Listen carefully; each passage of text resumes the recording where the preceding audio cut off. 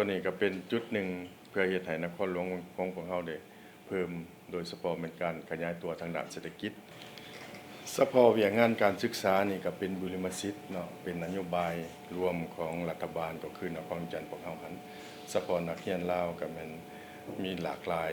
ที่ได้เข้ามาเรียนอยู่สปจีนซึ่งเฉพาะนครเซี่ยงไฮ้พวกเรานี่ตามตัวเลขปี2024ผ่านมานี้ก็เกือบ800กว่าคนที่มาศึกษาเรียนหลังจากนั้นเวลากลับไปนี่ก็ถือว่าประกอบเวียกงานอยู่นครจันทร์พวกเรานี่70% ของนักเรียนที่ต้องเรียนจบจากจีนนั้นเพื่อเข้าร่วมในการพัฒนาทุกกลุ่มเขตแรงงานส่วนการสืบต่อการส่งเสริมการเรียนนี่เป็นสิ่งจำเป็นเนาะความต้องการนักศึกษาพวกเรานี่ก็ยังมีความต้องการหลายแต่ว่าบางข้อมูลแรงทุนและก็บรรดาวีซ่าต่างๆนั้นก็ยังบ่ทันได้มีกลไกที่ประสานเฮ็ดให้นักศึกษาได้รับรู้โดยไวเพื่อทันกับความต้องการ